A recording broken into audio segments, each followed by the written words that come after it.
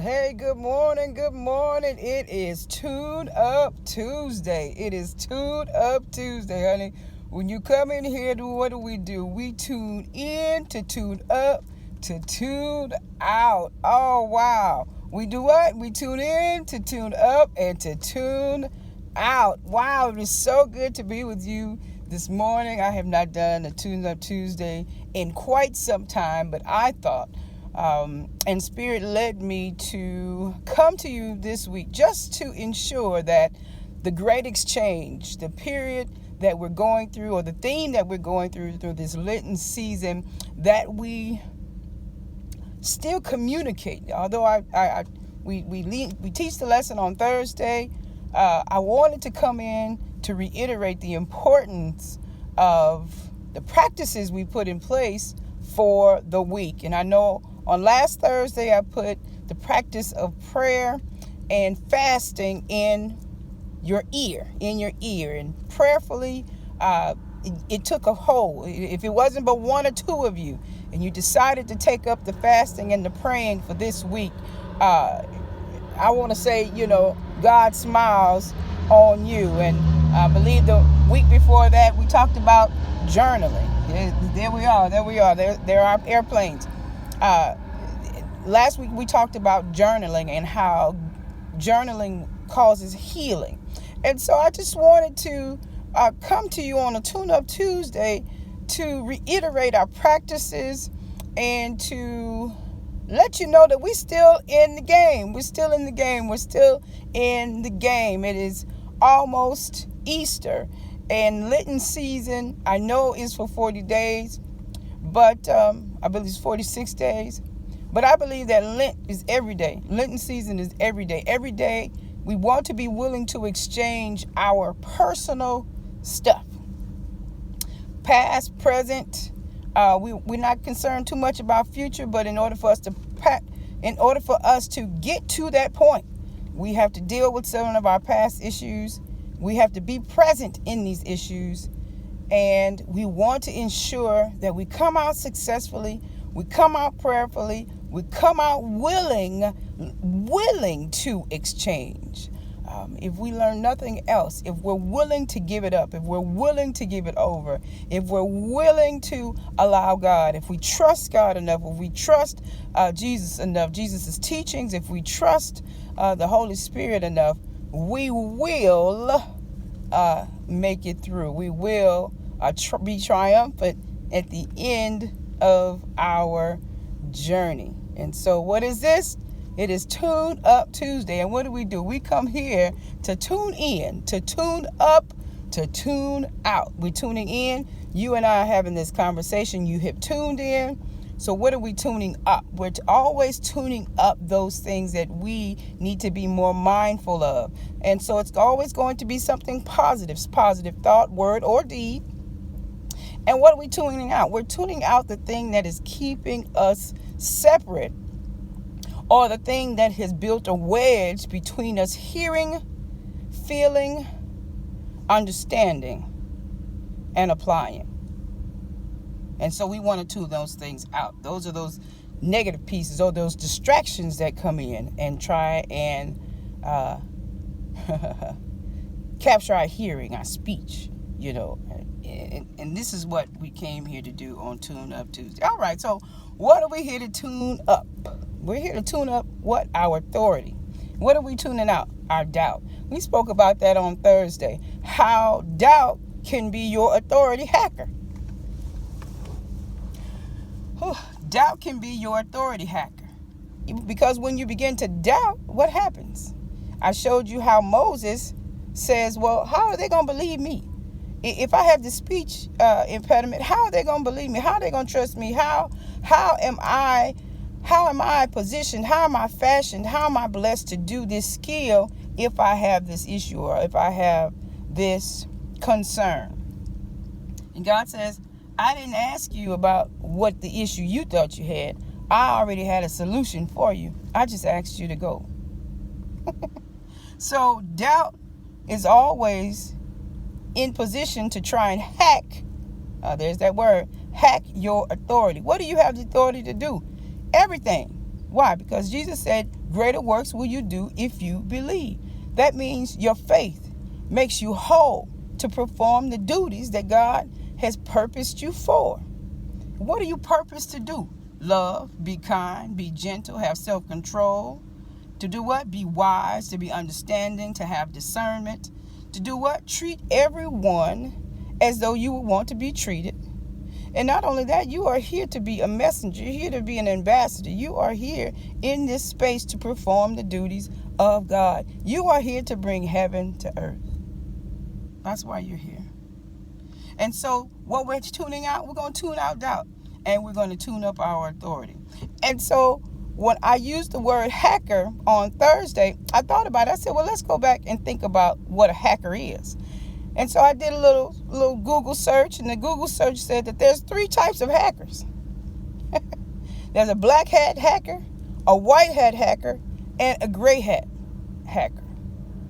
And so if you have a hat on and glasses, you're doing what? You're in a disguise. So a hacker is someone who is in a disguise, who illegally penetrates the security systems of your life, especially your authority, to get into your secret spaces, your secure spaces.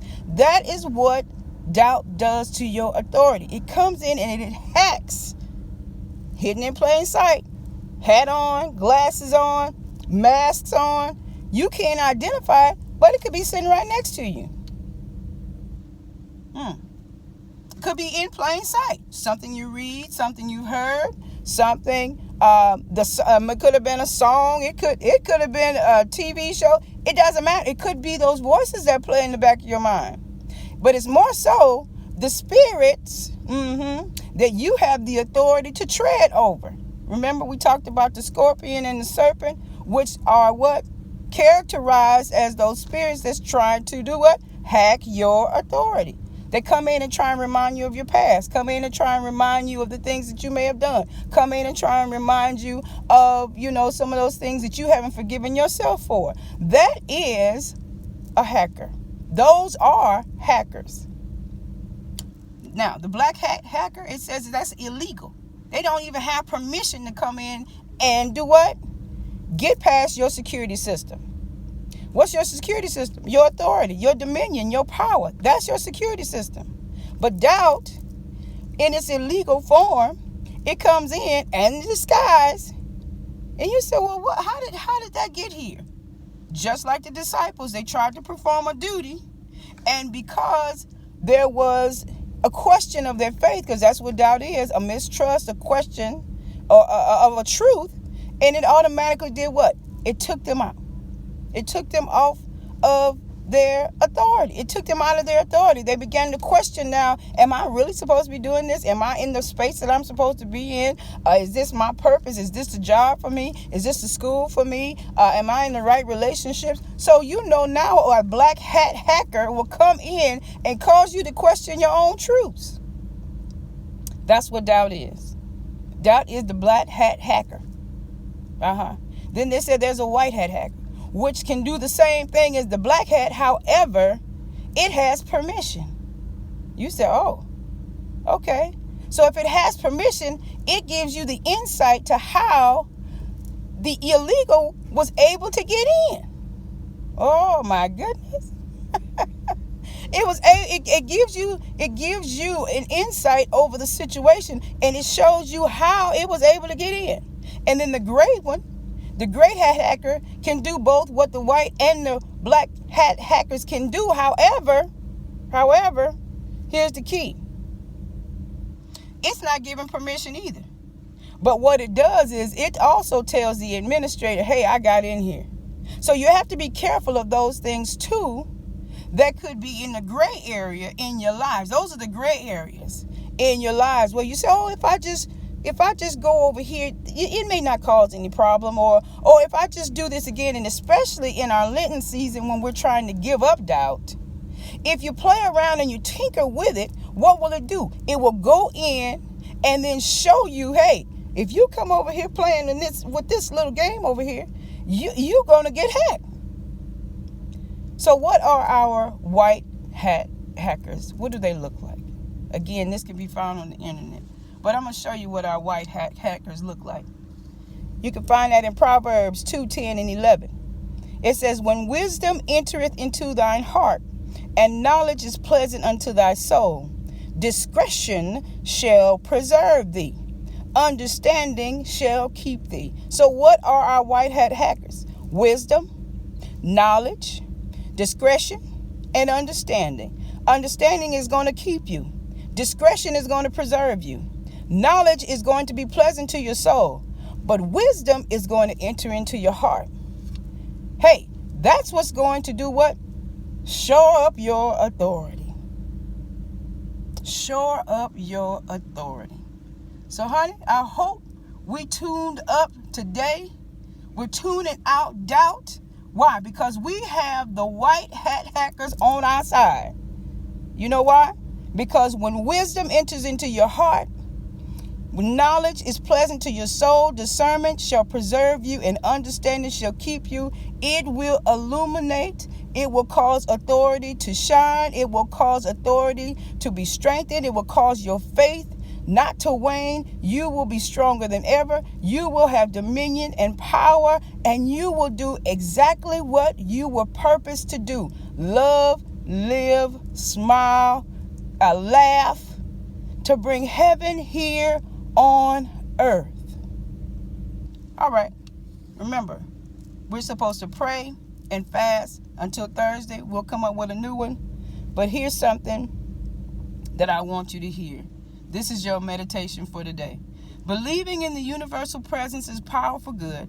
I now accept it is my action in life. I know that there is a strength and a vitality, a livingness flowing through me and out into everything I do or say. I am the very embodiment of divine essence. There is no sense of weakness or lack of strength. Rather, the fullness and the completion of it is always present, always activated. I combine the belief that I have it in me and the consciousness to use it, and I make it my own. Completely accepting and no longer rejecting the flow of this power through me. Of course, you know where that came from, my Ernest Holmes. Hey, y'all, be blessed. It's Tune Up Tuesday. Thank you for tuning in, to tune up, to tune out. Be blessed today, y'all. Remember, you've got the white hat hackers on your side. Wisdom, understanding, discretion, discernment. You got it. You got it. You got it. Let's use it.